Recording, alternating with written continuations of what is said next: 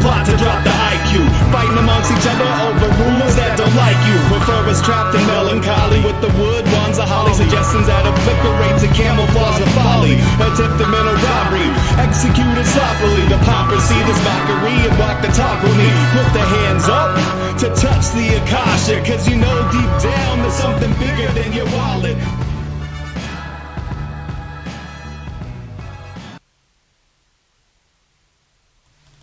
Sweet eternal balance of all that is good, true, and beautiful, friends. I had an intro to give you, but my guest is not here. This is the problem with the live show, is that sometimes people have shit happen or whatever, and they don't show up, and then you don't have them. Frank is here! Yay! Hey! Hi, Frank. We're already live. Oh, are you? Okay. Yes. How's it going? Jolly good. Excellent. I'm going to go back and then redo my intro so I can introduce you. Sounds great. Excellent. All right, then. Well, tonight I have a very special guest who has gone where most of us have not and could never, and has explored aspects of the most secretive organizations, agendas, and architectural wonders that exist. And we get to pick his brain about all of those mysteries and rabbit holes. Friends, I'd love to welcome to Rogue Ways the author of The Hermetic Code, Unlocking Manitoba's Greatest Secret, and Astana, Architecture, Myth, and Destiny, Frank Albo. Frank, welcome to Rogue Ways. Lovely to be with you during these dire times, so let's get into it. Yes. Very, very dire seeming. And I just want to mention to people before we start that I have this promotion going where you can win these beautiful flower coasters. It's a set of 5. It's a $50 value, and you can be entered to win this if you go subscribe to subscribestar.com/rogue-ways. And at any level, there's even a $1 subscription level, so that still enters you to win. If you're already a subscriber, thank you so much. If you would like to enter, then you just share that Subscribe Star page somewhere on social media for others to find, and then that enters you to win as well. And also go check out my site, rogueways.org, if you would like to look into tarot readings or classes or various other things that I have going on and see more about that. And otherwise, I have a pointless question of the episode for you, Frank, and I was wondering what your favorite shape is and why. Oh my gosh. I would say the triangle for various reasons. It is the essential part of understanding the first proposition of Euclid's Elements, which, as I see it, the most important work ever conceived, written, or imagined. And it was essential in the formation of all other geometric forms that were used in Gothic cathedrals. Wow. So what is Euclid's first proposition? Is that from an equilateral triangle, or how to create a straight line from two interlocking, how to use an equilateral triangle to create two interlocking circles. Or I believe it's the other way around. Two interlocking circles can create an equilateral triangle. And that, of course, that shape of two interlocking circles is known as the vesica piscis. Yeah. So right in Euclid's first proposition, he lays out the foundation of perhaps the most important form, geometrically speaking, in medieval Catholic liturgy and form. Wow. And then, of course, the simple aspect of it is that it sort of encodes the Trinity, which is underlies all of creation. There you go. Yeah, that is certainly part of it. And also, if you look at the very famous fresco in the Vatican Loggia called the School of Athens, and in the School of Athens there are 4 panels, and the one that I'd like to draw your listeners' attention to is the one done by Raphael, which features Plato pointing to the heavens, holding the Timaeus, his work on creation, and then his pupil Aristotle holding, I believe, the Book of Ethics, pointing down to earth. And it was, of course, the great Hellenistic battle that the father of which we're all footnotes in philosophy, Plato, is pointing to this in permanent realm of forms up in heaven. And Aristotle, his exceptionally bright pupil, says, oh no, great master, it is down here on earth. We need to be concerned with the laws of physics, biology, philology. And therein, that work featured in the far right hand corner from Plato's perspective is a mysterious individual, and that is, of course, Pythagoras. And there Pythagoras has a muse right over his head, and many other people cribbing from his notes, whatever he's meticulously inscribing. And what the muse is holding is known as the tetraxis.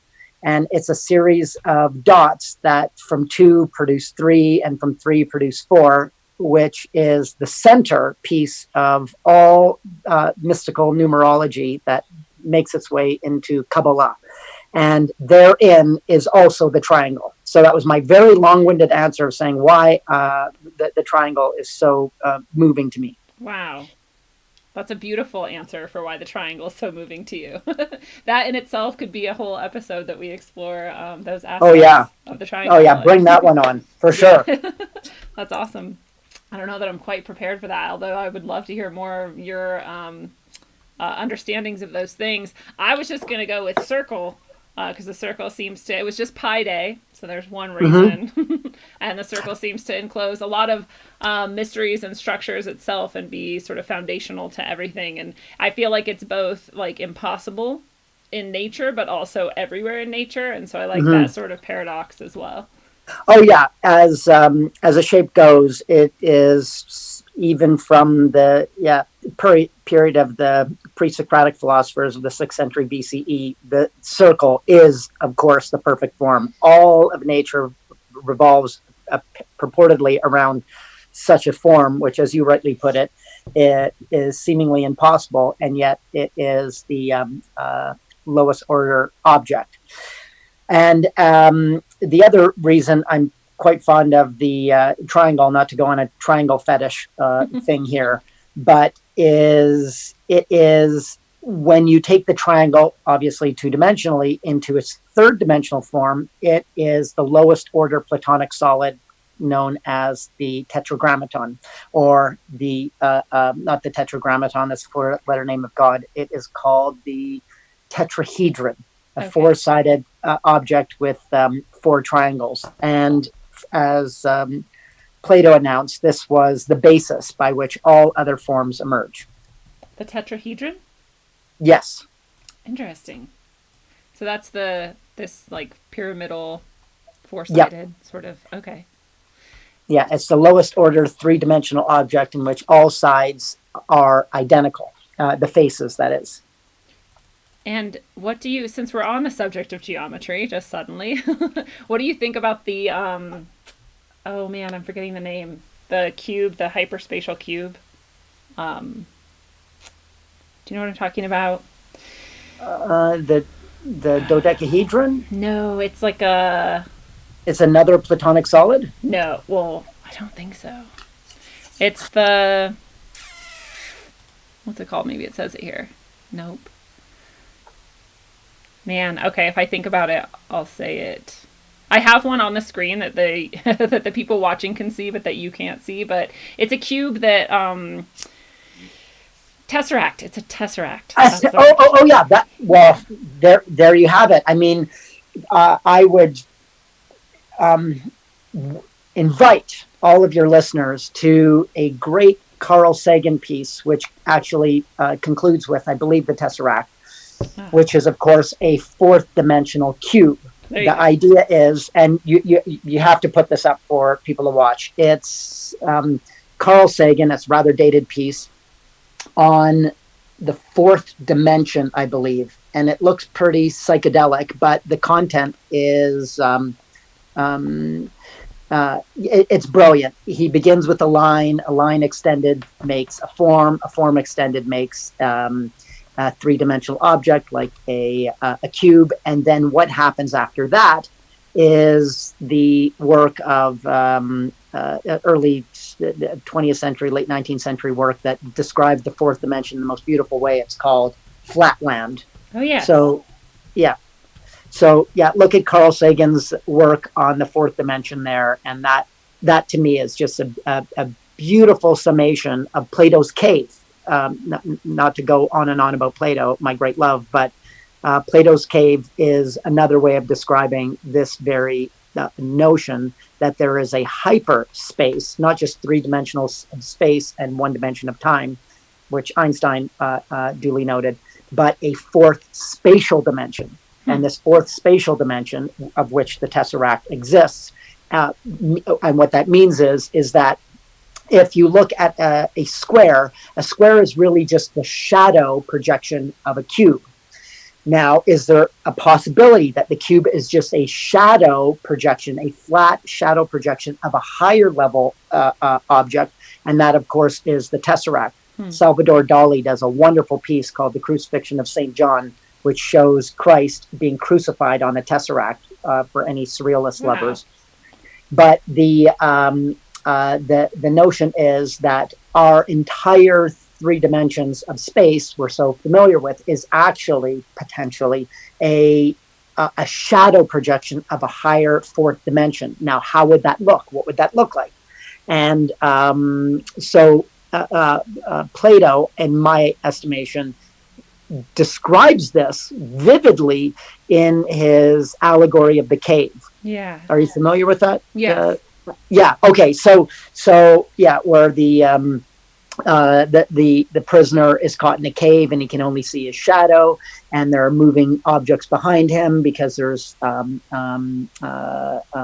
light source behind him, and all the blinded by this point prisoners in the cave can only see the shadows right across from them of obviously higher dimensional objects behind them, three-dimensional objects behind them. And it's, for whatever reason, one of them gets removed from the cave and actually gets to see what everything is from on high, and tries to return back to the other incarcerated slaves and explains to them that they're only seeing everything in shadow, that the world that we're familiar with is really a shadow projection, at least in Plato's concerns, of a higher dimensional realm of forms. And to think that a 4th century philosopher with what we would describe as rudimentary knowledge of physics and mathematics could have so beautifully and allegorically described what the higher dimensions were like, Plato is our man. Yeah. Yeah, what an amazing mind he must have had. I love his conception of it. Is his conception of the ideal the same as the dimension that he's describing then in that? Well, yeah, I mean, Okay. it's well stated, because Plato always appeals to geometry when describing these higher dimensional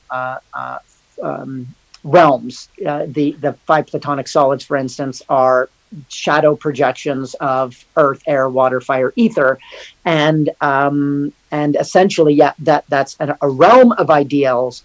But the notion is that there's a mathematical purism behind it all, which undergirds all of creation. We just don't see it. We're always just seeing everything in shadow. Wow. It makes me wonder if, there's this idea that in meditation you can experience this sort of aspect of yourself that is sort of like behind yourself almost, and like larger than yourself, and that it's sort of like watching you from a detached distance, like, and that's like your true actual self, but this part of you is just this, like, it's almost like that, like this sort of like shadow of you and this sort of like less substantial form of you, but you're like not even really aware of it here. And it sort of reminds me of this whole allegory of the cave, and that even we would be then like a shadow of something from that realm. Yeah, absolutely. It just rings true to me. Yeah. I think there's this effort to try to verify these realms through scientific praxis, but at another level, we have a tremendous spark of intuition, which has its own realm of reasoning, and sometimes when you come upon a work or a parable or a phrase, and it just rings true, I think there's something to be said about that. Agreed. And I would encourage everyone to keep meditating in a practice so that they can experience that, because I think it's one of the most liberating experiences that a person can have. Perhaps I could be wrong, but Well, this is a fascinating way that the conversation has sort of veered that I didn't necessarily plan, that I love. But I do want to give people sort of an idea of who you are and where you came from. So if you want to tell us sort of what early life was like for Frank, and sort of, how you got to where you are, that would be fun to hear about. Okay, so what happened was a curious glance at a sphinx on the roof of a local building in Manitoba changed my life forever. Wow. Is pretty much that's how it started. Isn't that fascinating in itself? Because the Sphinx is supposed to be this like mysterious, like, and in the Sphinx's eyes is supposed to be sort of all of the universe if you can stand seeing it or something. So you like experience that in real life. Uh-oh, we lost your audio somehow. Oh no. I wonder what happened. You're not muted. You may have muted. No, it would show if you were muted.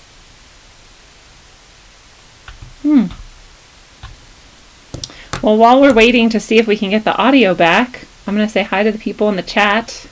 I'm going to give a huge thank you to Trey and Jason for your super chats. Thank you so much. That is greatly appreciated. Warms a girl's heart. So I'm going to say, what's up, Steve Mercer? What's up, Lacey? What's up, Kevin? Yes. Oh, you're back. Okay, there you are. Yay. It seems the Sphinx doesn't want it known. Yeah, sorry, Sphinx. I'll stop. No. Yeah, all good. So what? I guess my foray into this subject began by sheer accident. Maybe, I guess, about 20 years ago. I just spotted these two recumbent Egyptian sphinxes on the roof of the Manitoba Legislative Building in Winnipeg. And I simply pulled up my car, looked up, and tried to answer the riddle of the Sphinx. That's basically how it started for me. I thought, I've never seen that before. I've lived in Winnipeg. I was undergoing my undergraduate degree in religion and anthropology. And that, it was like a siren, as it were, in the classical sense, just calling out to me saying, look at me. And it led me to do a very exhaustive investigation on this one building, which I later found to be the masterwork of an ingenious British architect and Freemason named Frank Worthington Simon. And he spent his life in the recovery of what he called the lost principles of ancient architecture. It's a building that is widely known in Canada. I don't know where actually you're from. Are you Canadian? No, I'm in the U.S. I'm in Colorado right now, but I grew up mostly in Washington State. So. Okay. Yeah. So, well, you've got some fine architecture in both states. True. Yeah. So to me, it was a familiar building. It is the state legislative building, but I hadn't paid any notice to any of these features. And what the Sphinx opened up for me was that there was a rabbit hole of mysteries contained therein. So after about an almost 10-year study and 3 graduate degrees, I realized that the architect chose this building to conceal a life work on the mysteries of architecture, Freemasonry, and something I later came to appreciate as the Western mystery tradition, or the tradition attributed to Hermes Trismegistus, yes, known as the Hermeticism. And there on the dome of the building is this beautiful glistening golden boy, which happened to be the Greek god Hermes. So throughout the building, it's replete with most bizarre things that you never otherwise notice unless somebody had pointed it out to you. You walk into the center part of the building, and there is a room with these 2 bison, which is exactly 66.6 feet in width and 66.6 feet in length. Huh. The numbers, geometry, Freemasonry, and Hermeticism are throughout the building, and that just changed the whole course of my academic study. I was looking at early Christian origins as an undergraduate, and I'd moved on to the University of Toronto, where I was studying ancient Near Eastern languages. And at that time, it was just after 9/11, and I was handpicked by my department to do a full ride scholarship at, it was either Columbia or Yale, Wow. to study Arabic and basically help in this crusade to understand what is at the heart of this vehement anti-American sentiment coming from the Arab world. Is there something in the Arabic tradition from a religious point of view that that could be found? And even though it was a great opportunity to do such a thing, I ended up turning down that offer to study architecture. I think my printer is going, so my apologies there. And so I went from architecture to, hold on, I'm going to find out what's going on there. Now this makes us mad that we're not talking about it anymore. Yeah, maybe this. Yeah, good point. So that was it. I went from curious glance, spotting these sphinxes, to then looking at architecture in general and esotericism in architecture, which led to my PhD in Freemasonry at the University of Cambridge. Wow. So you really understand on a deep level Freemasonry, but are you a Freemason, or is this just something that you've studied and taken an interest in? Well, for the first 5 years, I was exploring as an outsider, and my undergraduate degree was in anthropology, actually. And so there's a term in cultural anthropology called being a participant observer. Yeah. That is, that you've been given the, you know how to observe a culture from the outside. You participate with the culture, you eat its food, you learn its language, but you remain dispassionate such that you're able to give an objective view of the culture's traditions. And what I found out is that no one had actually done that with Freemasonry. That was tried to take a purely anthropological approach. Interesting. So I did join the fraternity. I'm a terrible Mason because I just went purely to understand what it might have looked like to build a building, being an architect and a Freemason. And I wanted to see architecture through the eyes of a tradition that reifies architecture. Yeah. And I also had another reason for joining, which was access to Masonic archives. They're otherwise verboten to the uninitiated or the Cowan. And I felt like if I'm going to explore this deep well of knowledge, that at least wanted to look at Masonic archives. But so it was purely academic that I joined, and in that sense, I only went through what's called the first 3 grades. There are technically many more, but I went through the first 3 grades because I wanted to see and understand how this architect built the building as he was the Grand Master of all English Freemasonry for the period he was alive. And I'm glad that I did, because there are elements of the initiation that I realized were being projected in 3-dimensional forms and buildings that I never would have otherwise noticed had I not gone through that degree. I'll give you one example. My doctoral thesis was on the British Gothic Freemasonry and the British Gothic Revival. It sounds like a mouthful, but it was the idea that throughout the 19th century, the Gothic Revival is that medieval form of architecture that we would see in the House of Parliament in Great Britain. It is not real medieval architecture. It is a neo form of medieval architecture, but it became all the rage in the 19th century. The French, the British, the Germans were all claiming that they had invented this medieval form of architecture. What I discussed in my thesis and believe to have discovered is that the reason behind all of this was because there was the belief that the medieval Freemasons were the ones that invented this tradition from a secret body of knowledge, And each of these cultures wanted to claim a kind of sense of primacy of owning them. So the leading architects of their day in the 19th century, both in in Germany, France, and definitely in Great Britain, were doing exhaustive work on medieval architecture, trying to understand what were the fundamental qualities behind medieval architecture. What were these so-called Masonic mysteries? And one of them, long-winded professorial, how does this relate to the question, is the architect William Burgess. And he built a great cathedral in Ireland, which is full, like chock full of Masonic allegories.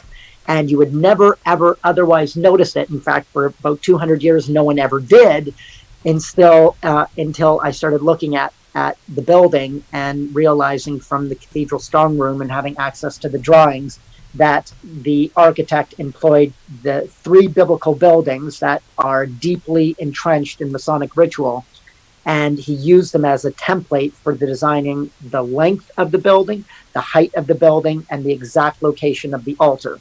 And for 200 years, the best historians in the world in Great Britain that had been looking at this building had completely overlooked that element to the design. And I think had I not actually gone through the grades, I would not have seen some of the references that William Burgess had included in that cathedral. Wow, it's a beautiful cathedral. I have it on the screen here for people to look at. Yeah, now, as you're on this subject, let's look at that more carefully. William Burgess designed every aspect of the cathedral. It is his masterwork of cathedral architecture, medieval architecture. And in that sense, what he did was all of the sculptures are about 1,200 to 1,500 individual pieces of sculpture. He had his hand in designing each one of them. Wow. William Burgess was not only just a low-level, a low-level Freemason. He was deeply entrenched in this belief that architecture, among all disciplines known to the human mind, had the capacity of reforming the soul. So he took the idea that architecture is a way of building heaven on earth. It was the very way that God is always depicted as an architect in medieval times and before that. So the idea that he was an architect and wanting to imbue this building with these ideas went to every levels. Now, one of those works of sculpture is above the north transept. I don't know if you can find it, but if you might Google Cork Cathedral or Cathedral of St. Finbar, north transept, and there is a beautiful scene. And what it features is the angel of Revelation presenting a measuring rod to St. John of Patmos, the author of the book of Revelation, the last book of the Bible.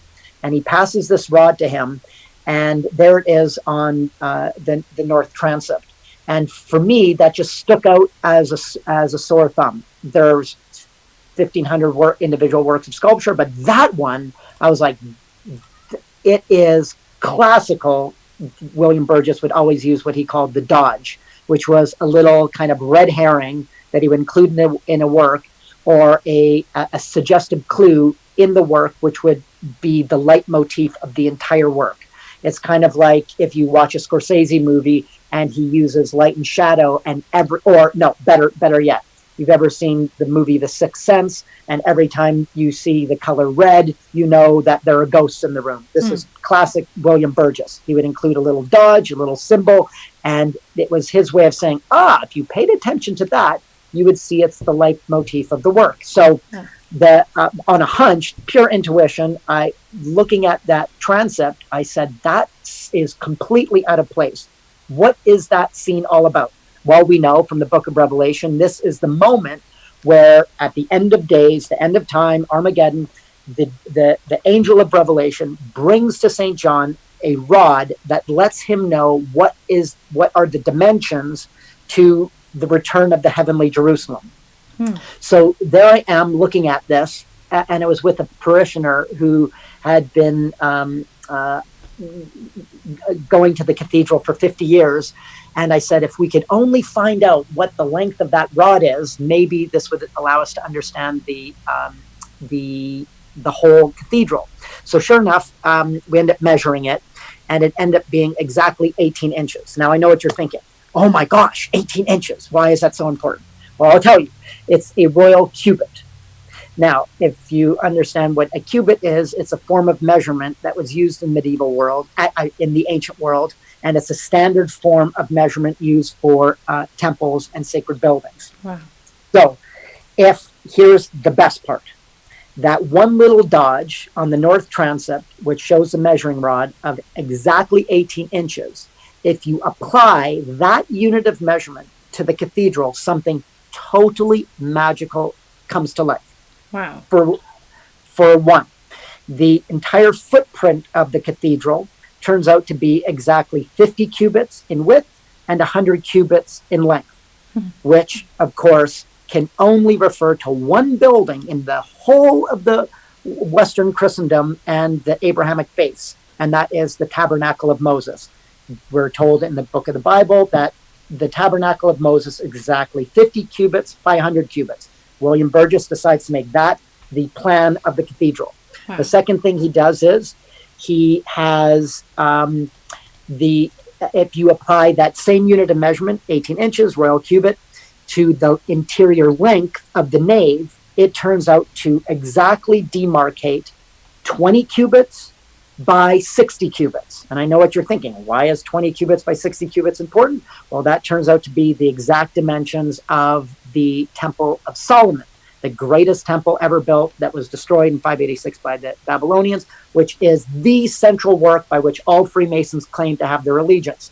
That something occurred at that time. God was given instructions of building the temple. The only time that God designed anything to a great degree of accuracy was the Temple of Solomon. Unfortunately destroyed by the Babylonians. The word of God, called the Tetragrammaton, the holy name of God, Yahweh, lost forever. And ever since, we've been wailing of this lost ideal of Solomon's temple. William Burgess uses the dimensions of the temple to outline the exact location of where the altar should be in his cathedral.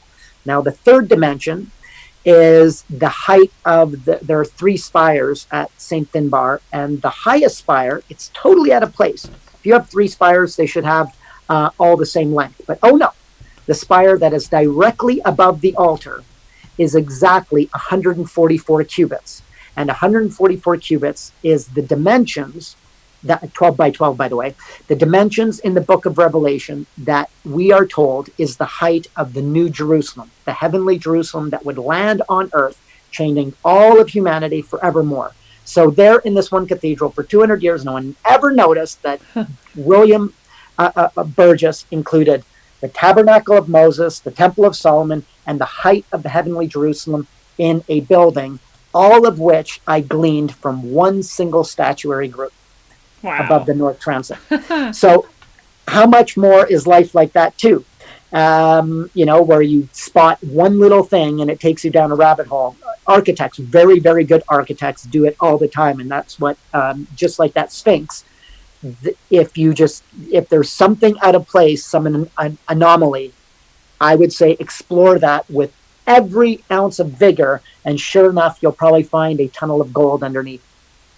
Wow, what a beautiful thing to be able to hide inspirational and, sort of like the lost wisdom of the ages and like all these details that people can then, like you said, look at just one aspect of them and be inspired to sort of dig deeper and maybe understand more. And, there's a lot of people who look at things like this and, there's a lot of sort of hatred for Masons in general and Christianity also. And so especially when you're combining these things and there's Masons building Christian cathedrals, then people might especially hate that. And so, what would you say to the people who are out here listening who are saying, why are we listening to somebody who's celebrating Masonic achievements or whatnot?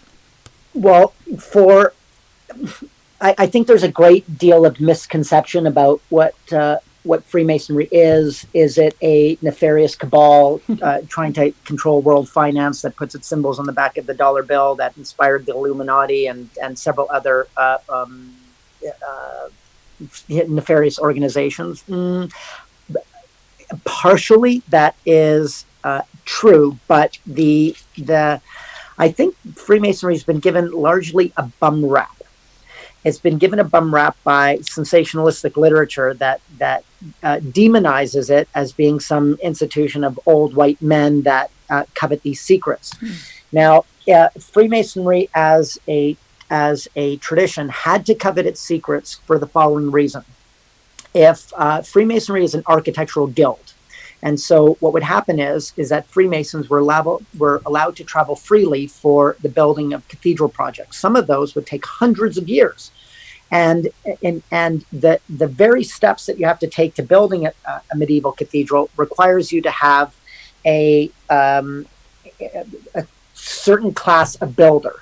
You have a master of the works, a master of the craft, a fellow craft, and an apprentice. And each one of them would show up at a job site and they might say, okay, what are your credentials? How can we verify for certain that you are a fellow craft? You would be paid according to your grade. Now, if you proclaim to be a grade that you are not, you could be doing irreparable harm to the whole structure of the cathedral, so that 120 years later, the cathedral could fall in its own footprint because you profess to be something that you're not.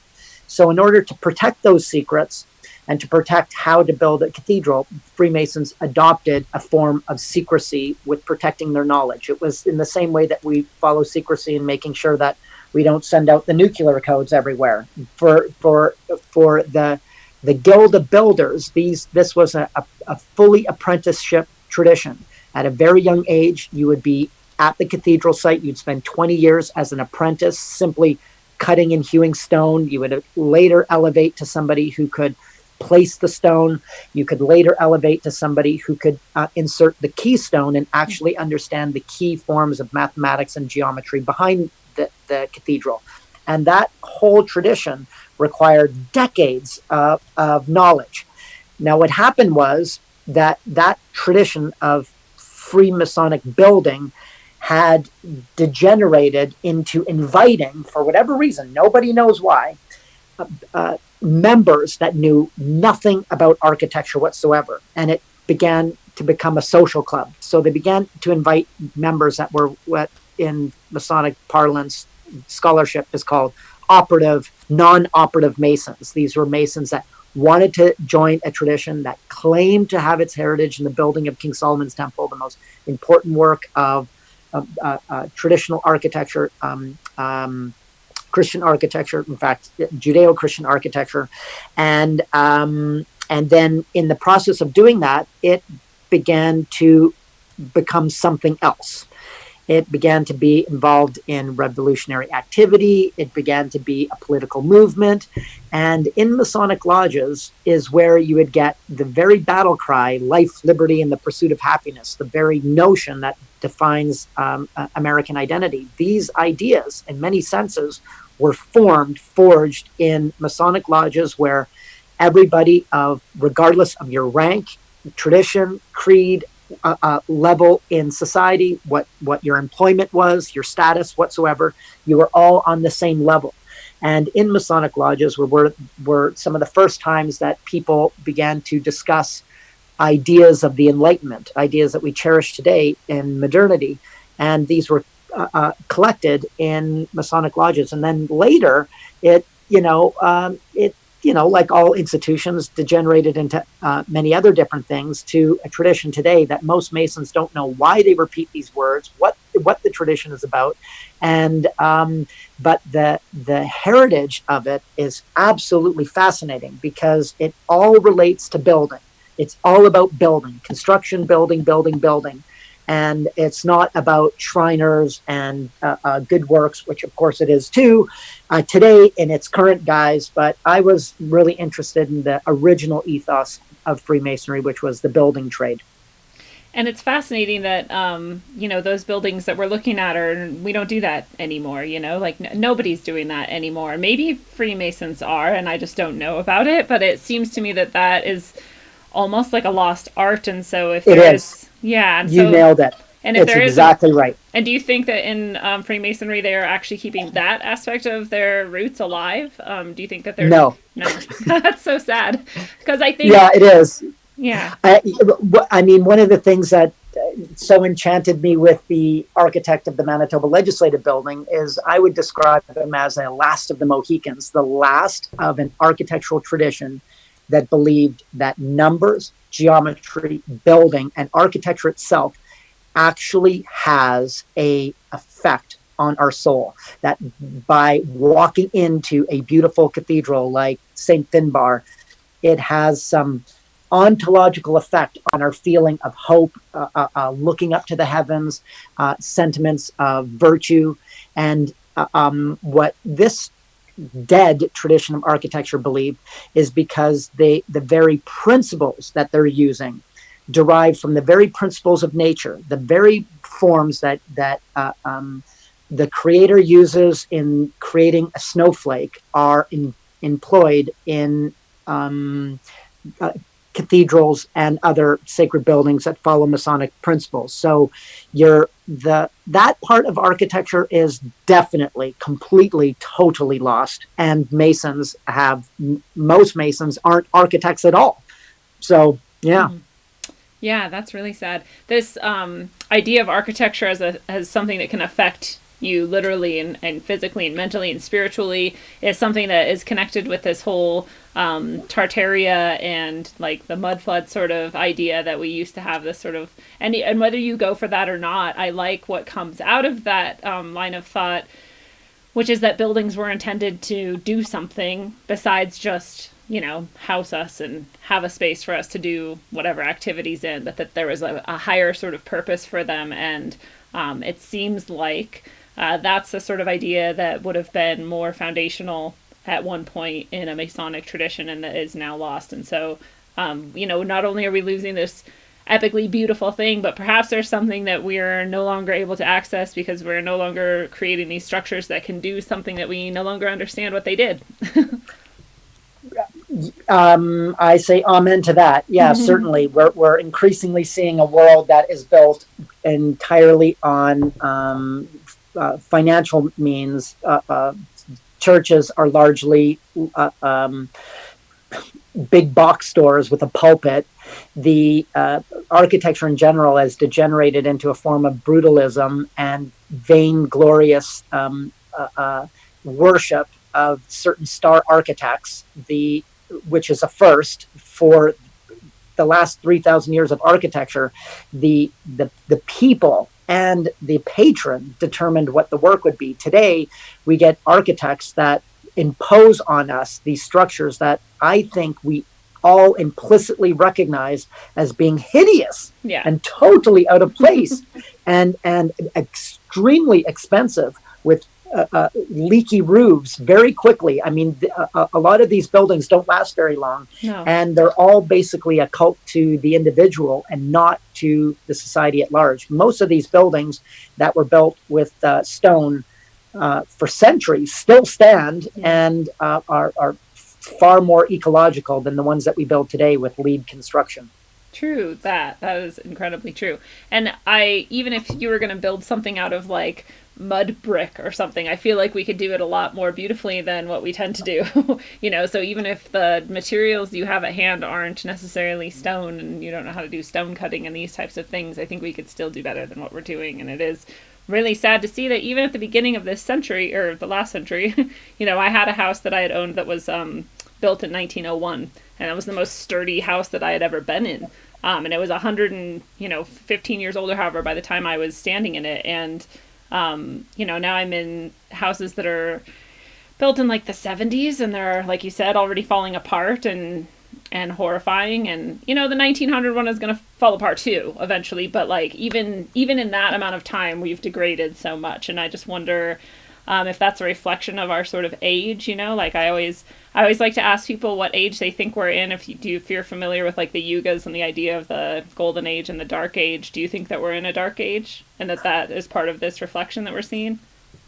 I architecturally speaking, Yeah. 1000%. I think, yeah, my former supervisor penned the most damning indictment on the modernist establishment of architecture. It's called The Age of Barbarism. I think it just recently came out. It's the author's name is James Stephen Curl, and he just slowly, one by one, shows how the so-called the folly of modern architecture and the proponents of it that impose this idea that the architect should reign supreme, and all of these social engineering experiments through just stripped down ugly buildings with parking lots on what are called pilotis.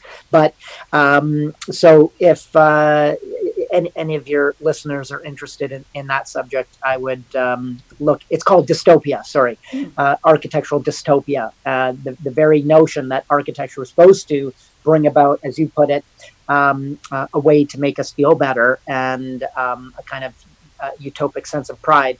The architecture of today has done exactly the opposite. Yeah.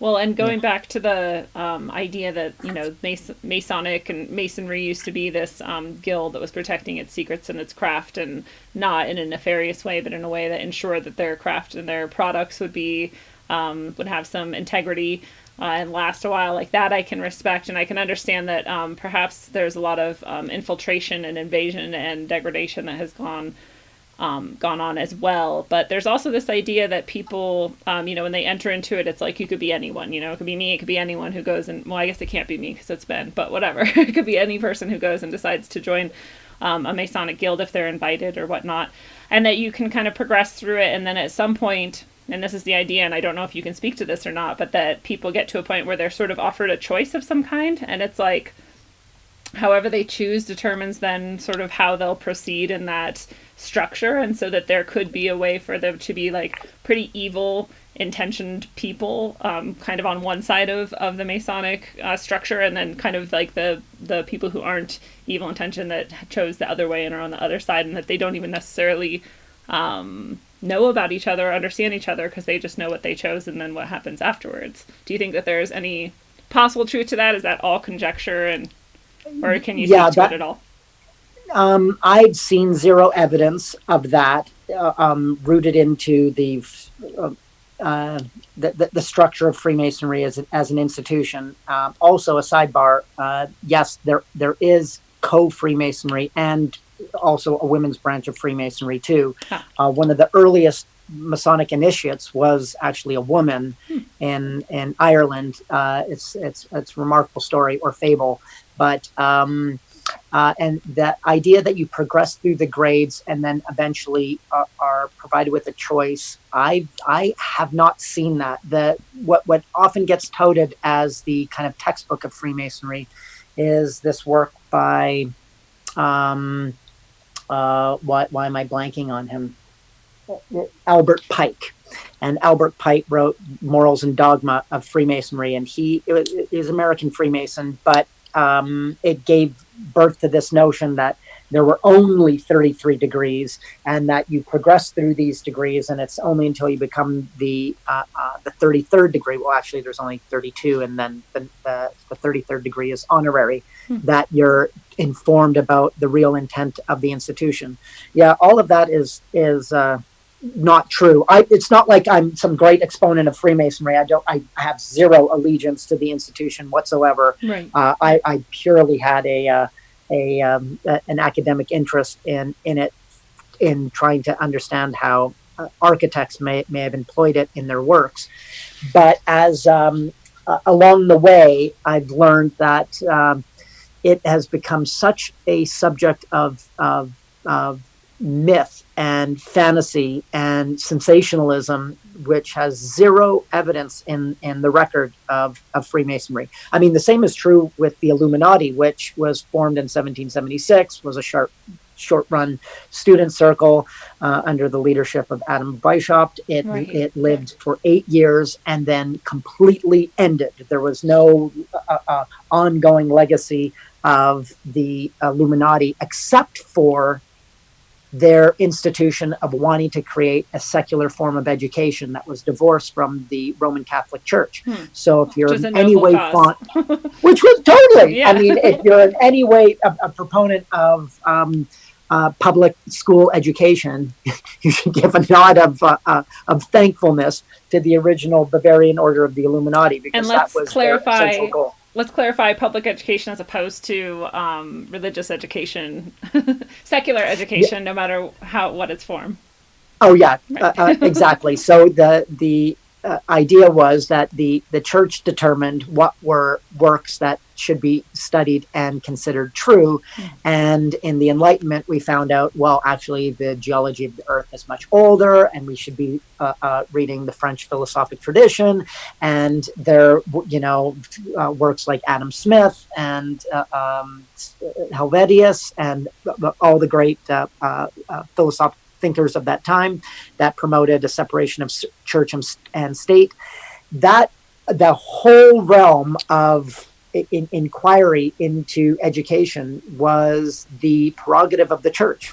And one part in busting that cabal was a small student-run circle called the Bavarian Order of the Illuminati that sought to disenfranchise them being together. But today, if for the most part, they're obviously treated as the all-seeing, the worst purveyors of trying to change our mind forever. I found no evidence in that either. I think that, and I don't claim to know either, but I think it's interesting that the Illuminati and and Freemasonry has received so much attention and so much negativity, and perhaps there really is still an Illuminati. I don't necessarily think so. I think it's a catch-all term that has become popularized, and I think it's interesting to note that, because if there were a group, sort of a cabal or a nefarious organization that was this secretive, that was pulling the strings, and I think there could be and probably is, they would definitely want you to think that they're someone that they're not. And so it's interesting to wonder if it's a misdirection campaign to be looking down those rabbit holes instead of other rabbit holes. And I know you were on Freeman Fly's show, The Free Zone, and he likes to point out that his best guess of what that nefarious organization is actually the OTO, which I don't know enough about to comment on, but I know that there's people who are listening right now who are going to be sort of screaming and railing against, any possibility that Freemasonry is not evil. And I just like to throw out the possibility, because I'm not defending anyone or saying that we should wholeheartedly support anything. I'm just saying you gotta stay open-minded until you have a lot more evidence than I think most people do. I'm with you there. So I also wanted to point out that I personally would join any order. Maybe I shouldn't say that, but I think I would join any order that would give me access to the Vatican library. So I can also understand your motivation to seek it's actually not that difficult to get access to the Vatican libraries. That is correct. Really? Yeah. Mm-hmm. Okay. How do I do it? Tell me how. Well, you need an academic sponsor, and that's not very difficult either. Well, that sounds pretty easy. I want to do it. I want to go see. Mm-hmm. Hopefully the coronavirus won't stop things like that from occurring. Yeah, no kidding. I mean, there's a beautiful painting in the Vatican Library. You would never expect it to be there, but there it is, of Hermes, who is there as the keeper of secrets, and also an entire body of tradition that is attributed to him for having written 40,000 works in his lifetime, the god of eloquence and knowledge and insight, very mercurial.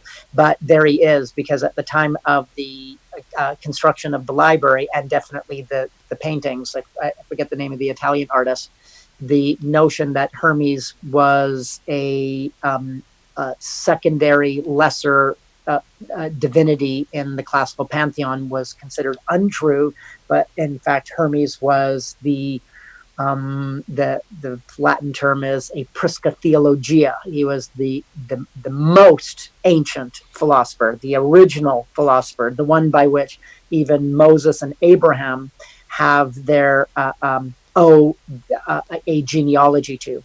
And so there is Hermes in the Vatican Library. It might throw you off thinking, oh my gosh, here's this pagan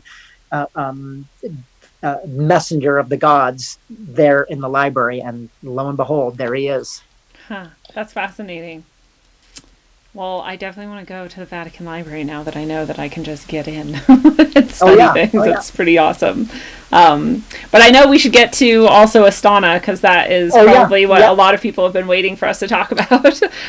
So you obviously did the speaking of Hermes, the Hermetic sort of building of Manitoba's legislative building.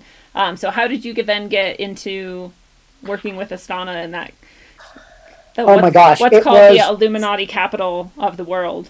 Totally. So what happened was another completely sheer accident, impromptu connection to Kazakhstan. I was at this laptop maybe 5 years ago, and I was preparing this graduate course that I was teaching in the Department of Architecture on utopia, this whole effort to build paradise on Earth. And my course was called From Atlantis, Plato's fabled Atlantis, to Astana, the capital city of Kazakhstan. The only reason I chose Astana was because it is the latest planned capital, a capital planned from scratch with a tabula rasa and a master plan, like, for instance, Washington, D.C. Right. So that was how I was framing the class. Atlantis to Astana, it purely had that jibe to it. And as I was doing research on Astana, I kept finding myself encountering the same websites, which was Astana is the Illuminati capital of the world, Astana Freemasonry, and I wrote my dissertation on architecture and Freemasonry. Never heard of Astana and Freemasonry, so I was wondering why people are making this association. And as every single tab in my computer screen is reading Astana Illuminati, I get you can't make this up. It was this freaky. I get a call from the chief protocol officer of Manitoba, who, when foreign dignitaries come to the province, they'll invite me to give an architectural tour of the city. So at that moment, the protocol officer called me and said, "We would like." Are you available tomorrow to give a tour to the ambassador of Kazakhstan and his wife, who are, I know, in Winnipeg? And I said, Astana, Illuminati, Astana. So I jumped on it and said, on one condition, can we meet for breakfast first? So we did. And I very brashly, when I first met the ambassador, I extended my hand to him and said, "Sir, nice to meet you. I know what you're doing." And he said, "Okay, nice to meet you, Dr. Alba. What are we doing?" I said, "Well, your nation is doing what every other great nation has done since the dawn of time." And he said, "Okay, right. And what is that?" I said, "Well, you're using monumental architecture to announce you've arrived on the world stage." And he said, "Yes, that is what we're doing." I said, "But you're missing something." "Okay, what are we missing?" I said, "You need a foundation myth." And he said what you're probably thinking, which is, what is a foundation myth? And that's what began my study of Astana. If you look at, and I'll pause there, because if you look at Astana from the outside, you'll see some very strange features. You'll see a giant glass pyramid where the world religious leaders meet at the apex of a giant glass pyramid every 3 years to discuss religious tolerance and peace. I mean, if anything could sound more Illuminati than that, than a giant glass pyramid, and the apex of the pyramid is where religious leaders discuss to bring about a kind of global vision, a new world order of the ages. I mean, that's about it in architecture. That's pretty There is a giant UFO. There is the world's largest outdoor sphere. There is one building that is literally an all-seeing eye. It is a presidential library. So from the outside, and these two glistening golden towers, which have been perceived as being the two twin pillars of Yakin and Boaz, the two twin pillars in front of King Solomon's temple. Yeah. So on the outside, you're looking at this strange alien architecture, thinking it is full on 100% slam dunk Illuminati Freemasonry architecture. Yeah. But what I understood, and my inkling was at the time, is that in building a new capital, the chief architects were gleaning from, borrowing from a whole hereditary tradition of monumental architecture and building, and unknowingly were imbuing the capital with ideas that they themselves didn't even know the derivation of. And this became, when I first visited the capital, I had a rather executive visit from the state. I announced my interest in writing a book about the capital. I had zero financial interest in doing so. I just wanted to write I'll tell you why I said foundation myth in a moment. But when I first went there, I was brought to the architectural office of the master plan. It is a plan that they follow and have followed for the last 25 years to the T, including the distance between the curb height to the sidewalk for all climactic conditions that happen in Kazakhstan. The city cannot grow more than 3 million people. Perimetering the entire city is this massive a green belt of trees that they built around it, because of, historically speaking, cities that go beyond 3 million usually lead to squalor and urban sprawl and all these other problems that we have in the city today. So they wanted to solve all of that. So they would follow the master plan to a T. And there I am meeting the chief architects of the capital of Kazakhstan, knowing full well that none of them had ever heard of the Illuminati. And when I mentioned them, to the outside world, it looks like you are members of a secretive organization using architecture to become the new Washington, D.C. for a global capital. They laughed, of course. There's barely a Masonic lodge anywhere to be found in Kazakhstan. But what opened my eyes to it was that what I explained to them is that the tradition from which they're borrowing is the same way that we have been borrowing ideas from architecture that we don't know. We think we're just routinely copying, but behind it all are symbolic devices. Yeah. So, and that was actually being kind of, I don't want to be Jungian about it, that it's all in our collective unconscious, but in the creative building arts, especially architecture, architects a crib from other architects all the time, spatially, formally, symbolically, and not knowing that they're drinking from this great well. And they require architectural historians to say, this is where you got these ideas. They started here, it generated there, it was imbued there, it is magnified here.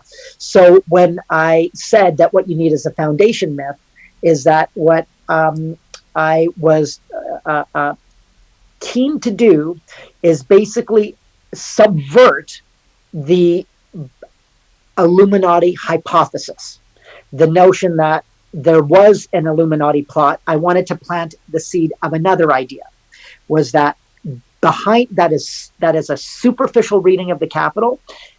Architecture does have a profound symbolic impact on our lives.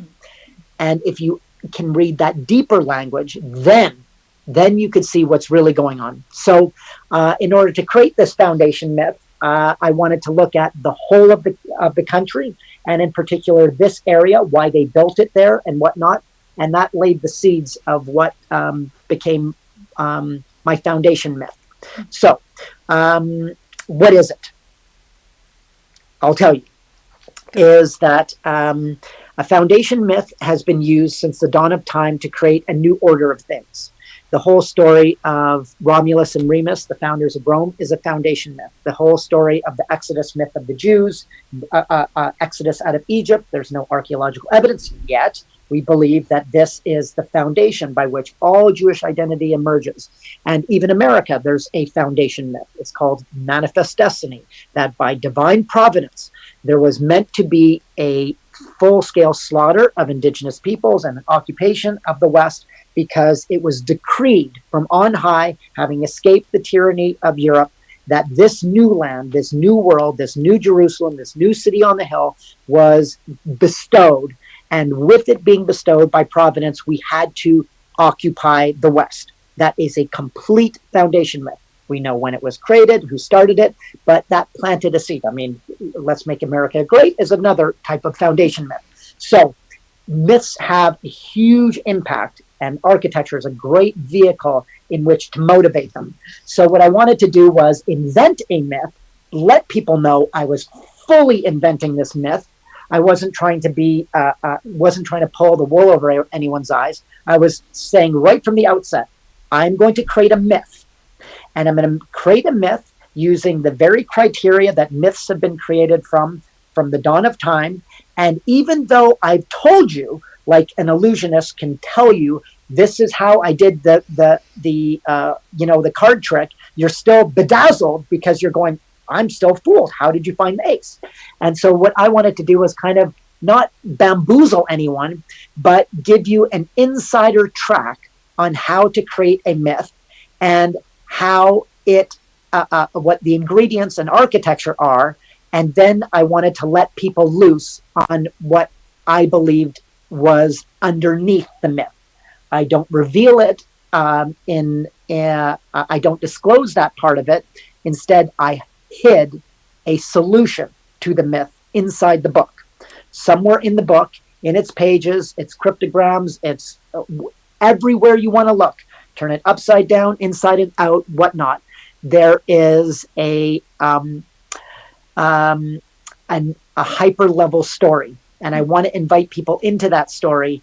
And once that solution becomes known, and I will never disclose it, and of course there's a prize to it, but that was really just to get people to engage in what it is to be a mythographer and myth making. I wanted to not create a form of disruption, but overturn the Illuminati thesis on its head and show you that it's much, much deeper than that. And in order to do that, you have to put a little kind of seed of a mystery. You plant that little seed of a mystery and let people look very carefully at it. And sure enough, you will find eventually the astute observer will find a dodge. They'll find an angel holding a measuring rod, a sphinx, a something. And if you follow that thread deeper and deeper, therein lies what the whole of the book is about. It is not a superficial story about a foreign capital. Why should we be interested in Kazakhstan? It's not simply about architecture. It is a much deeper experiment. Wow. So this is, any of the people listening to this could go read this book and look for that dodge and find the key and unlock something. And then you have like an offer connected with this, right? Yeah. So basically it goes like this. And it's an unambiguous solution. It's not like you could have it partially right. It's like you can only have it 100% right. It's not up for any ambiguity. And this is what I will reward you. A $5,000 US, 2 first-class tickets to travel from where you are to Astana, the capital city of Kazakhstan. And there in the Illuminati capital of the world, you will spend 7 nights in the most remarkable 5-star hotel overlooking the most extraordinary architectural building campaign since Augustus's Rome.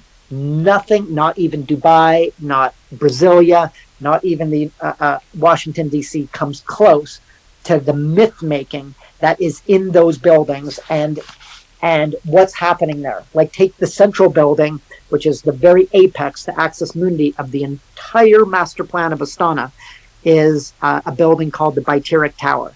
And the Baiteric Tower is a tree. It's called the Tree of Life. And in the Tree of Life is this massive sphere, this golden sphere, which represents the sun. And it represents an ancient story, a story you would never expect to be in Kazakhstan, and yet it is. It is a reconstruction of the oldest myth that was ever written, which is the Sumerian tale of Etana. And the Sumerian tale of Etana tells the story of a young hero who ascends on the back of an eagle and rescues the eagle, and in return is basically given the keys to the order of creation. And if you read the very first lines of Etana, it basically describes exactly what is happening in the latest planned capital in Kazakhstan. And here's the freaky bit. I did not expect this to be there, and yet it is. And this is the power of dealing with myth, is sometimes you realize I am a participant in the myth, and other times you find that the myth is much bigger than you. It's a matrix, as it were. And so is that the eagle permeates the entire capital city. There are eagles in the United States. There are eagles in very basis of Rome, Persia. We've long used the eagle as an implement of civilization. It's an interesting question. But this capital city is replete with the eagle. The eagle is everywhere. The whole plan of the entire capital is based on an eagle. And that is the whole Sumerian tale of Etana is also based on an eagle and a hero's quest as to working with the eagle. So my hero's quest is to say that hidden in the architecture of Astana is a solution to the three greatest threats of our time. I did not include biological warfare or viruses, but I included these three. One is the proliferation of nuclear weapons. The second is religious extremism. And the third is planetary sustainability. And beneath the blueprint of Astana, the buildings themselves are characters in this mega myth that is seeking to achieve those three agendas.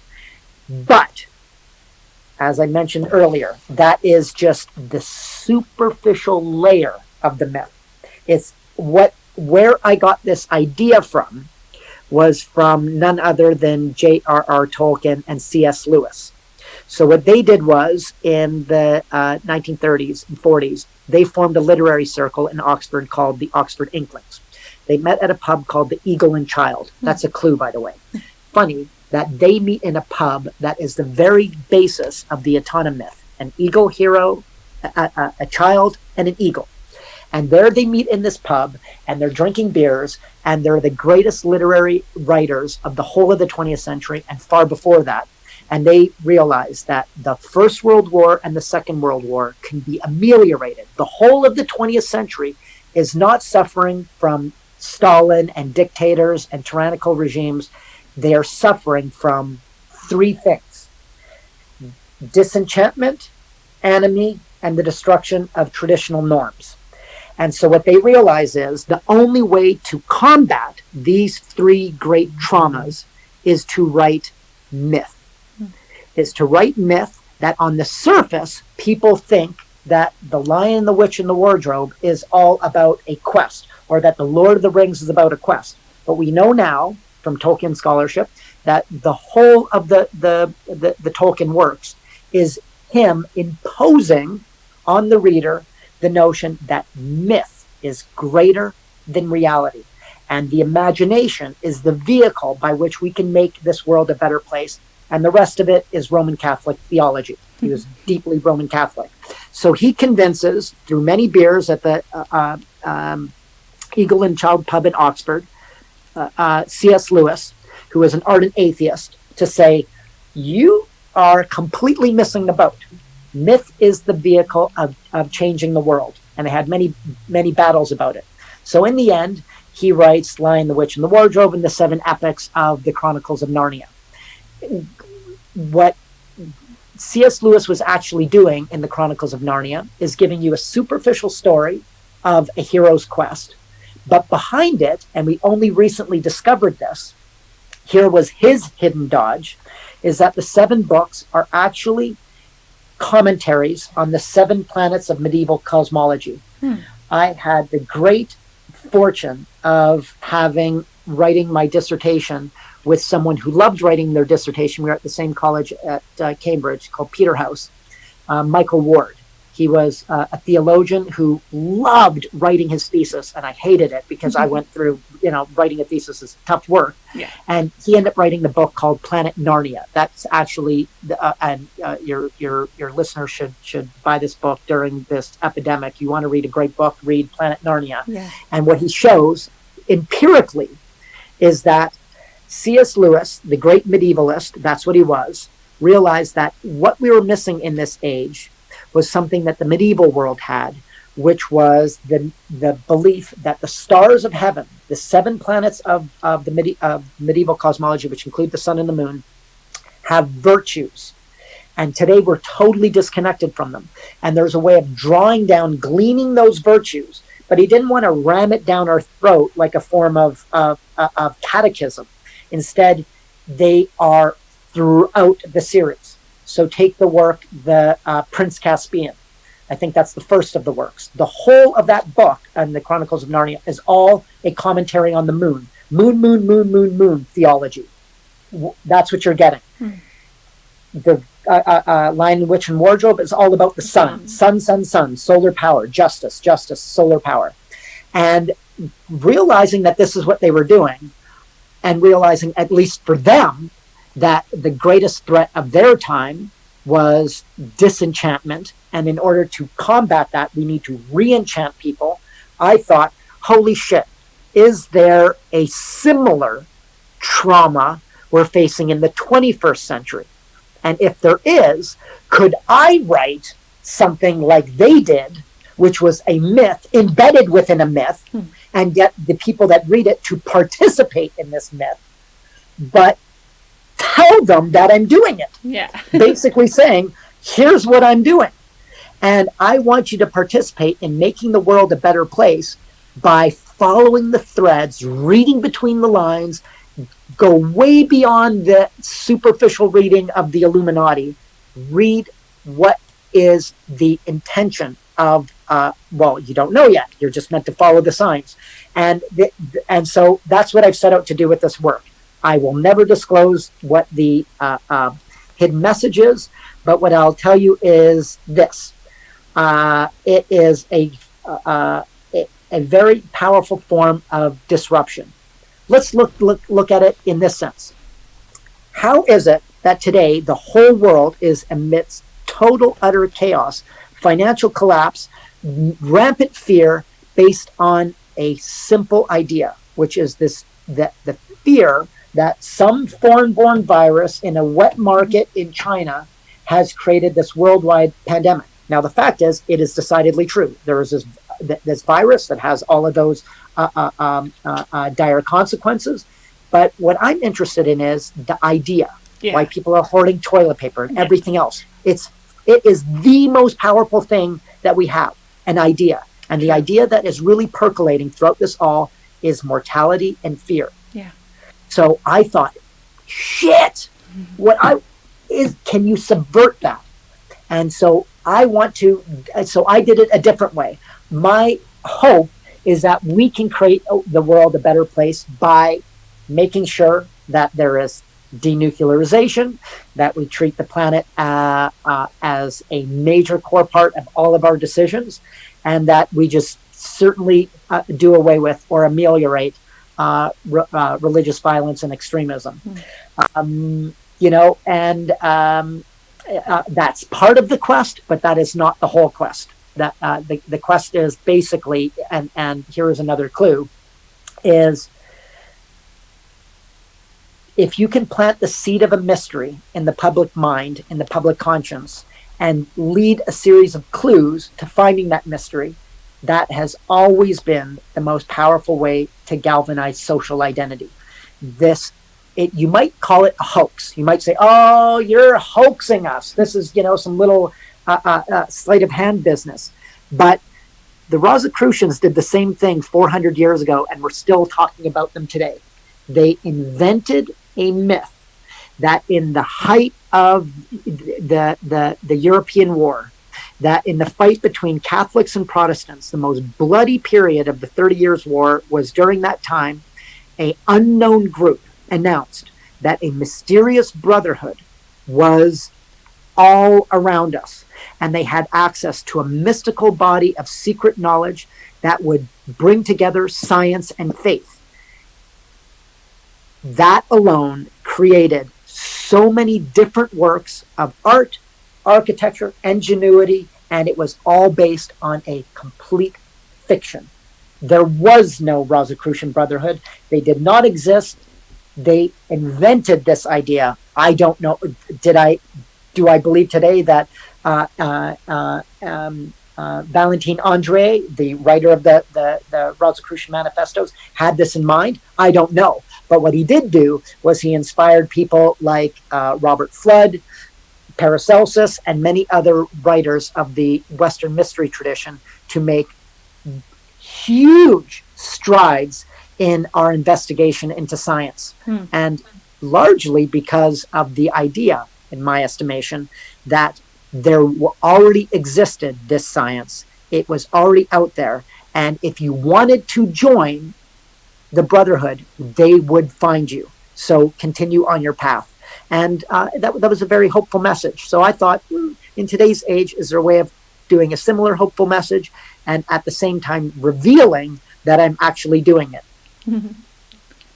I love that. I think you're absolutely right that that is the way to capture people's imaginations and motivate them to, discover more and learn more. And, if they're trying to uncover these secrets that are, especially if they're layered into this mythology you've created and have hints that are of probably, I'm guessing, various sort of disciplines, then people have to then sort of study all of those things as well. And I think that that's a fun endeavor, no matter your sort of belief system or whatnot. And I always like to point out that these things are, especially when you get into symbology and symbolism, there's always multiple ways to take something or look at something. And it's almost like a tool. Like it can be used for multiple purposes, some good, some bad. And so really it comes down to like the user or the person interpreting and what they're going to do with it to determine the sort of quality of it.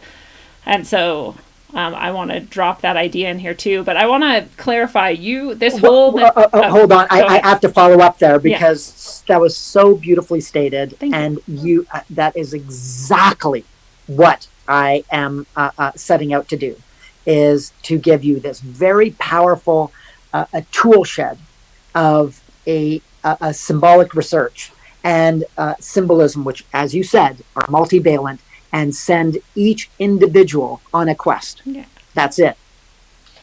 That's beautiful. That's a beautiful thing. It's a beautiful goal. And I love that people are going to get involved in this. And I want to say again, if anybody out there is like, this person's a Freemason and they're supporting the New World Order, I have no evidence of that, but you could still look into this and see what it's about, and whether you're for it or against it, you would probably learn a lot. And whether it's more, dynamite for you to like throw at people, or whether it's, some gold to inspire your mind or your heart or whatever, then that'll be kind of up to you. But either way, it'd be an interesting endeavor. And I want to go back to the idea of you creating this myth in the first place. You did that.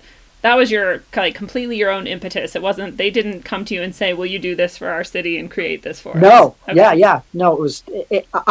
I when I began to explore the capital and realizing the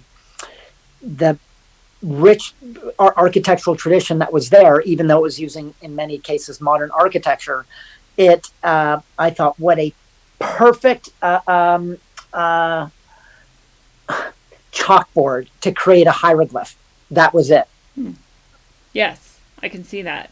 It's fascinating to me, like you said, that anybody could come up with this city and these plans and create this without having connected it to these, like you were saying earlier, like the Illuminati or these sorts of things. But I also then go back to my own understanding, which is that there's, truth in nature, and everything sort of stems from that, and geometry stems from that, and all of our understandings sort of stem from that. And so it's not actually that weird that you could come to the same sort of point on many paths. But it's pretty fascinating still. Geometry plays a huge role in this work, and in particular, what's even fascinating is that school kids in Astana learn trigonometry and different forms of geometrical math, spatial awareness, pi, a squared plus b squared equals c squared, by studying the buildings in their capital. How cool is that? That's pretty cool. Yeah. I mean, in that sense, it is above Plato's Academy, the first academic, let's call it university. There was a phrase that was written, let no one enter lest he know geometry. And it was his way of saying, this is your prerequisite of being a member of the academy. And that notion comes full circle in the capital city, where so much formal geometry is laid in the plan and the elevation of the buildings. And when you're playing with that rich body of symbolism, oh man, I mean, that's it. That's the stuff of life right there. That's pretty cool. I myself have a goal to get better at geometry. It was something that I I was very lucky to have very good geometry teachers, specifically in math, and they incited me to love it. So it'd be cool. And I keep having these things pop up in life where specifically geometers are doing these amazing things that capture my imagination. So I myself want to look deeper into that study. But speaking of imagination and how powerful that is, and especially like you were saying with the coronavirus, and this is, toppling sort of the world structure and the way we do things, seemingly, and all of it, so far is mostly in our heads. It's just the idea of that, the imagination of that. And I'd like to hear more about your idea of what's going on with this virus and how it's affecting the world. Oh my gosh. We've become so all consumed by it. And now it's gone into fever pitch, because it's, and we demonize so many players as part of it. I mean, there is to me, the one thing that I was able to glean from this was how ephemeral our financial system is, and our institutions that are seemingly central to our identity, brought to their knees by whim and a whiff of fear. It's crazy. It's crazy. I mean, it's surreal to think how rapid it's gone to that. I mean, I have a number of colleagues that live and work in China, and their news obviously totally sanitized, as is our own, on the subject. We just don't have access to. I think misinformation and disinformation is far more contagious than the virus in this case. Yeah, it's been pretty interesting to see wild theories going around, and yet there is a lot of questions to be asked, like this biological lab that's in China that has perhaps let this virus out, and was it planned or not? And then now China is saying that the United States actually came and brought the virus there and let it loose, and all of these things. It's fascinating. Have you followed? Spot on. Have you followed that Dean Koontz thread? Yes. Well, and so now I'm seeing this post that comes up over and over again, which has the Dean Koontz book and the Wuhan part like sort of circled, and then right next to it, without explanation that it's a totally different book, it has the Sylvia Browne prediction that in 2020 there would be like a lung disease that sort of spreads around the world. And no one is pointing out that that's actually two different books and two different authors and two different things. And I'm always like pointing out, like, well, actually one of those is Dean Koontz's, one is Sylvia, and people are like, what, you don't see how crazy it is? I'm like, no, it's crazy. I'm just pointing out these are two different sources. Let's just keep our information as clear as we can. No. I've had to field so many student inquiries and others on that. So I'm glad you pointed that out. I mean, and it is weird. And then people are saying, this is planned. Sylvia Browne was a plant. She knew back then what they were planning, and this was their way of telling the world. And I'm like, could be she's kind of psychic. Could be she picked that up out of the ether. There's a lot of predictions she made. There's bound to be some that are true. She may actually be gifted in this. I don't actually know that much about her. But I just think nor do I. I try not to jump to conclusions, because it could be a lot of things, and I'm not sure which, and I'm not sure that it matters specifically what Sylvia Browne knew or didn't know. But it is interesting. It's fascinating to me, but it's like a lot of things there's it seems like there tends to be sort of ripples that kind of go back in time and that people can pick up on them, whether they're gifted or not. And I always use the example of 9/11. Before it happened, there's a dramatic uptick in like dreams of, related incidents and artwork that seemed related. And then now people can look back and say, well, those people all knew. And it's like, no, they didn't all know. Maybe somebody knew it was going to happen, but the majority of people that you see having these sort of things occur, especially in their art, I would tend to think that they're more picking up on the sort of emotional ripple that might go out in all dimensions or directions, and that's kind of amazing in its own right, and we should be amazed by it and think about it, but not necessarily as a, pointing fingers at this person and saying that they definitely are in the Illuminati or whatever. To go back to the myth hypothesis, is that is in the Hermetic tradition. There are scholars of the Hermetic tradition have identified what are called like 6 fundamental forms of thought that define Hermeticism. Okay, and these different elements are a way of describing what is at the core of this very amorphous description of what Hermeticism is. The best description has been by a Dutch scholar who says that on the large part, we could identify Western civilization as these 2 big trunks, two big central columns: biblical faith and Greek rational philosophy, which led to empirical science. And in between those two is another hidden subterranean stream called the Hermetic tradition. And this Hermetic tradition delves with notions of symbolism, alchemy, Kabbalah, secretive orders, and numerology, the occult, and but that one of the cornerstones behind this third pillar has been the role of the imagination from the earliest of the Hermetic writings, purportedly 2nd century CE, to the New Age literature of today. The power of the emotive power of imagination to bring about creation is at the heart of it. Is that imagination isn't just a faculty of the senses or the mind, but it is a divine spark. It is a way in which we can take this one ingredient that we have, our intellect, the most potent thing that we have, and the highest part of that, our intellect, our imagination, is really what can change the world, find new protons, enable rockets to go into outer space, discover black holes, understand singularity mathematics. So there is, going back to something you mentioned earlier, a dark side to that too. And one of the dark sides to the role of the imagination is that fear base that I think that we're living in so powerfully right now. But the glue of them both is the role of the imagination. Yeah. It's like a generative principle, but it's also like a enlightening principle, like takes the shadows away and allows you to sort of discover. Yeah, I mean, when I was after I published Astana, and it was in circulation, my publisher called me the next day and said, we sold out the first edition in one day. Wow. And it was largely because of the puzzle.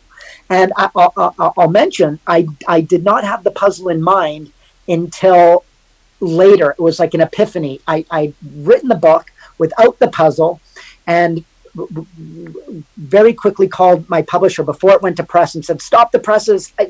I have to change it entirely. I have to put in this hidden message. We end up doing it. So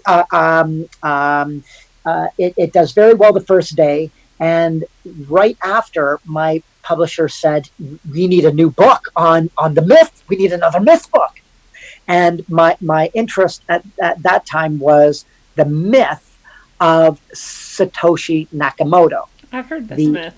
The myth of Satoshi Nakamoto, which is the pseudonymous founder of Bitcoin and creator of Bitcoin. We don't know who this person is, but I think this cryptocurrency, this is the very reason that, or is going to be the solution that comes out of this this global problem that we're living in. A new digital economy based on a cryptographic digital asset that, you know, I personally, I mine Bitcoin. I'm really bullish on Bitcoin, but I only became so after realizing that we know nothing about its creator. We only have this manifesto, the 9-page paper called the white paper, Bitcoin white paper. And it was created right after the financial collapse. And it was meant to be a solution against all of these global problems. And what I was so intrigued by, and not writing that book, doing something else, is that even the currency of the future is based on a myth. Mm-hmm. Yeah, it's pretty fascinating. That you know, that guy is got songs dedicated to him if he's ever a guy. My idea is that it's possibly a, what am I trying to say? A creation of AI that we didn't even realize was sentient enough to do something like that, and that it placed it in, you know, the right place at the right time to become a thing, and is now promoting it. Perhaps it's even like feeding that AI is building its sort of infrastructure around the world, or whatever. Because it's pretty ingenious. So I mean, maybe. Oh my God, it's brilliant. I mean, when I first was setting out to write this book, I was planning on debunking it. I was like, oh my God, this is a total fraud. Mm-hmm. This is a fraud, like the Illuminati thesis is a fraud, and the Freemasons controlling the world is a fraud. Oh my God, let me at it. This won't take very long. And I went to the first Bitcoin forums where Satoshi is posting in the Bitcoin forums, and from what I could tell linguistically, is that it is a single author. They were, he or she was trained in the Commonwealth. There's a usage of language that, and very quickly from post to post, that could not have been somebody trying to sound like they were Japanese or American. The spellings tell you a lot about the individual.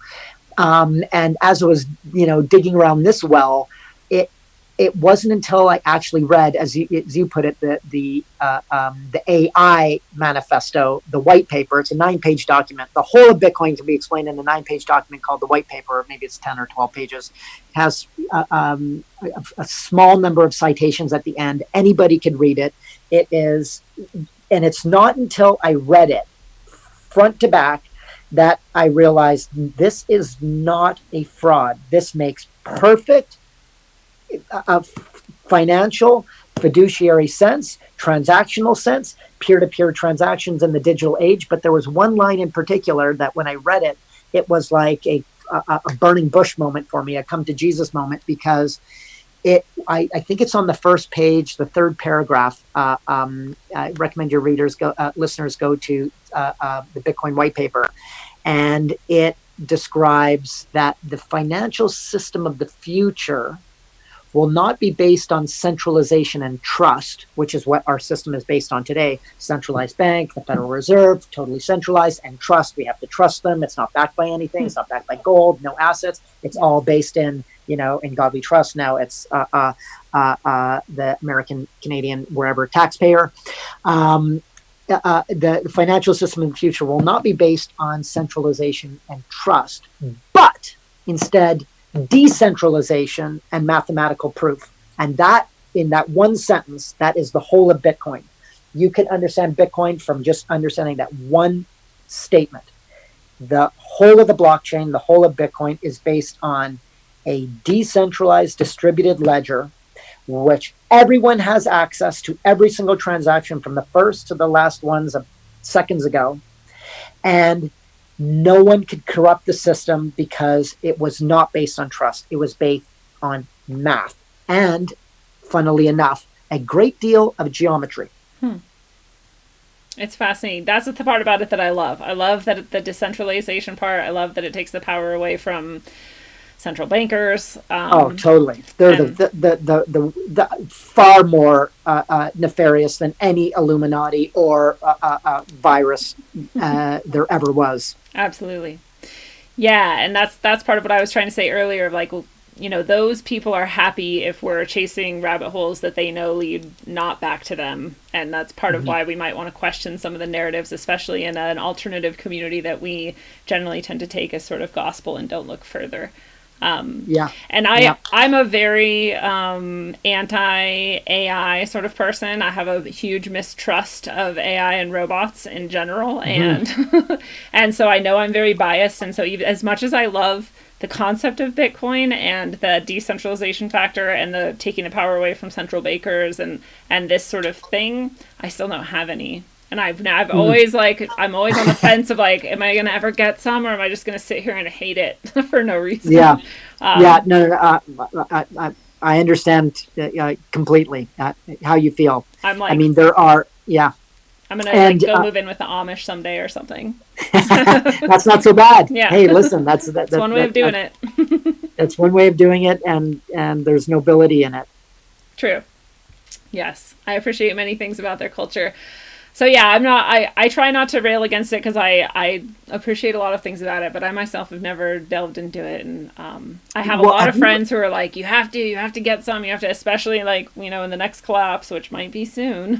Which might be soon. Totally. Right. I mean, the Fed just printed $1.5 trillion and they lowered the interest rates to 0.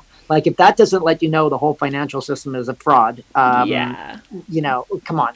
You could cook the books by just flipping a switch, and next thing you know, a bunch of central banks and member banks have ones and zeros on their computer screen, and that's suddenly the ledger in which we determines life and death. No way. Yeah. That come on. No chance.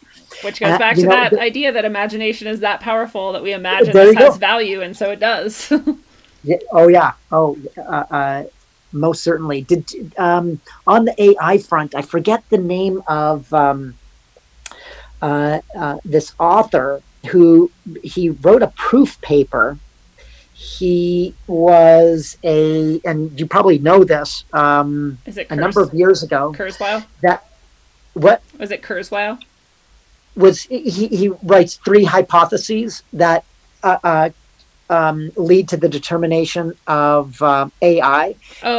Each one of them. Turing? One of them is true. No, it's not Turing. Oh. And it was very recently. It was maybe in the last 10 years. So he was an expert in computer science and something else.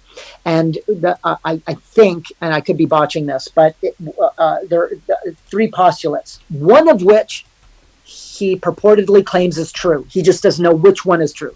One of these 3 statements is true. Number 1, that AI is inevitable. Number 2, AI is inevitable and will have 0 interest in the progeny of the human race.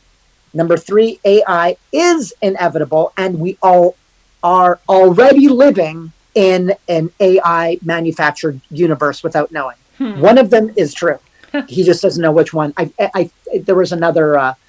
I think it's. Do you know who it is? I think it's Kurzweil. I'm not sure though. Okay. Because Kurzweil is like the main sort of thinker on these things. But I can't. I haven't. You could send it to me by email or however. Yeah. I'd be thrilled to know more. Ray Kurzweil, I think, is who it is. But yeah, I agree that one of those things is probably true. I hope that, and that's why I'm saying I'm not 100, as much as people who have listened to me a long time wouldn't necessarily believe this, I'm not 100% set on AI being absolutely evil. I just tend to believe that it most likely is. I mean, and evil is not really the right word, but the second postulate that it doesn't care about us. You must have seen that film Ex Machina, or some people call it Ex Machina. I don't think I have. Where have you? I don't think so. Oh my God, that's your quarantine special for this evening, which covers exactly the being on the fence as you are about AI, but also seeing it as a major threat. Yes. You'll love this film. Beautifully shot, awesome. with a deep I think, a moral lesson in there too. Ooh, I'll love it. Yeah, I know it's been on my list actually because it's familiar, but I'm really bad at watching movies. But yeah, now that we might have 2 weeks to a month locked in our houses, then maybe Indeed. I'll have plenty of time to watch more things. Well, that should increase your subscription. Yes, I hope so. Yeah, that'd be Also, good. I have some questions that are a bit more broad, but they definitely relate to most of the things we've been talking about as we sort of start to wind down the show. And one of them is I'm wondering what your take is on what do you think the sort of weakest and most destructive aspects of society are? Ooh, um, that's very good. I think too. Um, the the size of government and the current financial banking system. Nice. Smaller government is better and decentralization is better. Yeah. Oh, yeah. I think that in government should have very small footprint in our daily life that relates to roads, post office, Infrastructure. and hospitals, pure infrastructure. Agreed. Everywhere else, it's a huge misstep. So people who are still listening and earlier thought maybe you were evil because you're a Mason by academic Was a Mason by academic choice and not for any other reason. Hopefully, just heard you say that because I think that is something we can all get behind on this show. Okay, cool. Yeah, that's great. I would hope that we all acknowledge that the idea we have in our heads of the Illuminati or whatever we want to call them, whatever name we want to give them, they want more centralization and less freedom for us, and definitely more control, which would necessitate larger government. So, well, sort of put this in perspective. Is I don't know whether it's true, but I think the analogy works. Where if you put a frog in a boiling pot of water and immediately jumps out, but if you slowly cook it, then there it shall remain. And in many senses, I think this has been the burden of taxation and large government for us. Because if you were to take a time warp and go back to imperial times at the height of the Roman Empire under Caesar, and I would ask you the question, would you rather pay taxes under the rule of Caesar or in present day society today? I think most people would say by far I would not want to live in Caesar's Rome and pay taxes at that time. They must have been brutish. But that would be a huge mistake. Huh. At the time of the Roman Empire, you would have to pay for taxation for the whole year 2 days' wages. That was it. And for that, you got, that's it. Wow. And, oh yeah, I know. And most of the revolts, I believe I think it's even in Genesis, the reason that there is a revolt in Egypt is because the slaves find themselves being taxed at 40% of their worth in terms of production. And I live in Canada. We're at like 55%. Yeah, we're slaves. It's nuts. It's ridiculous. That's crazy. I had no idea. Yeah. I'd heard that not even that long ago, the amount that we would pay of our versus our salaries, let's say, would be equivalent to, I can't remember, but it was something similar. It's like 2 days of wages would pay for our entire health insurance and any other insurance that we had and keep us in good health and safe from, fire or disaster or whatever. And now it's obviously a lot more than that as well. So no wonder everything's so difficult. So then what would you think are the sort of strongest and best aspects of our society? Hope and human perseverance. Especially right now. Mm-hmm. I really am trying to encourage people to remember that no matter what happens, we are human beings and we have each other, and we can only do the best we can do. But if we just give up and start screaming and lose our minds, then we're never going to get anywhere. So, we got to face what's happening with some hope and some perseverance. So I like that. And what sustains you and keeps you sort of going down your path that you're traveling and bringing these ideas to people? Discovery. I have the the quest of discovery is at least for me, like the what drives all my activity, is that we know such a fraction of the great mystery, and every now and then we are, there are veiled signs all around us waiting to be decoded. And if I could play a small part in some of that unveiling and the discovery of it, that's a life well lived. That's a beautiful thing. And where can people find more from you, or learn more about your book, get your book, maybe connect with you? Where would you want to Yeah, sure. Well, I've two websites now. One is frankalbo.com. I think my class list and some publications. I'm working on a new book right now, which I'm really pumped about. And my other website is called Astana Myth, and I would direct people who are interested in the Astana book to go there, because it's there's a lot of clues going on in there. There are a couple of videos. Please watch those, and it'll give you an entree as to what the book is about. And if you're interested, then go to Amazon. Contact me directly. I believe I have my personal contact list there. Yeah. Awesome. Yeah, I was just showing people that as you were describing it, so they could get a taste and hopefully go find more from you. And so what are your final words of wisdom that you want to leave people with as they're leaving the show and going into their hopefully not quarantine, but possibly quarantined areas? Don't worry, be happy.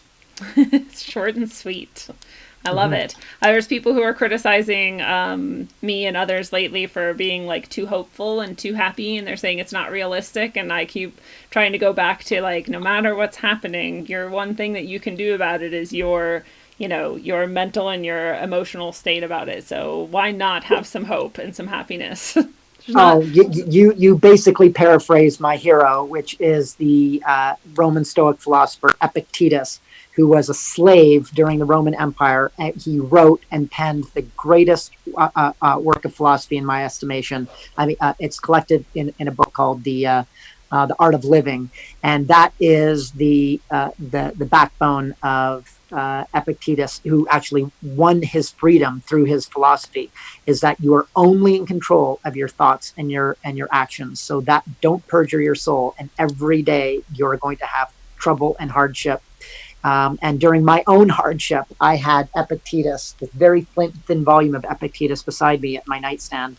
And when things were grim and ugly, I just flipped open, read one of these beautiful, pristine words from 2,000 years ago, and realized, man, if a slave in Rome could live by this credo, then with all of that I have around me, this should be a walk in the park. Amen. Beautiful. Well, fellow travelers of the path, it is a beautiful thing. This has been your analog, electric, concentric dose of wisdom, according to Frank Albo. Frank, it has been a pleasure. Thank you so much for sharing with us tonight. It was a pleasure. Thank you. Absolutely. Multifaceted is every instant of life and every phenomenon therein, and we cannot know a thing until we know every aspect of a thing. We can, however, use discernment to know our current understandings, emotional responses, and intuition about every aspect of everything, and as long as we reserve the right to update those judgments as more information comes in, there is nothing wrong with that. Always be willing to sit with what presents itself long enough to see if there is more information to take in, but never forget your intuition serves you well. And until you have perfected your perspective, my friends, travel well, aim for balance, and always look inside first. Mwah. It's a one-on-one lesson, so do your homework. Make your dome hurt while up on earth. My bones are blessed from holy dirt. Vibes manifested to words that told me search for verbs and adjectives to describe birth. Worth more than one can speak, while the tongue feeds a weak, a sour taste in your mouth, bittersweet.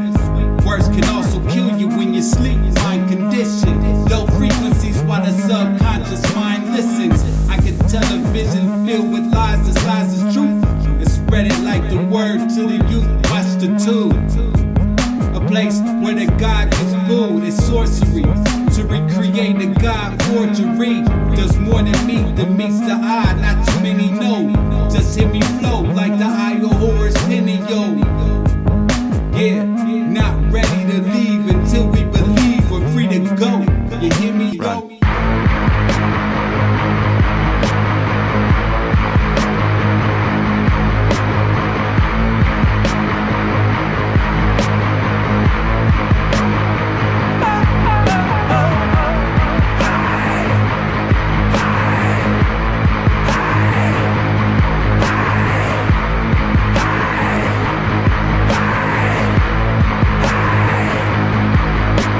Sculpted from the ether, the material will eat ya. Stuck on this plane, lanes use jet fuel to greet ya. The dimensional three ain't beating me on top of the fourth. Didn't climb Jacob's ladder to squad with a sword. Forged with Yggdrasil, branched out. Try quiet your lamps now. Ascension past the matter that they slam out they damn mouths. We ain't on land now, but they over understand. Sacrificing wisdom, hoarding dumber, kosher, wicked hands. Putting faith in worthless worship of the mortals. Artificial portals, mass ingestion of the black goo. Bioengineered morsels, conversing with machine elves. Bypassing maggots, they stuck on Android screens now. I'm scrolling emerald tablets. Moloch living lavish, off the backs of the savage. Them clasped hands at the Sabbath. Smack of energy damage, they done twisted the tongues. With nanotech in the lungs, the awakening's begun. All they really can do is fucking Run.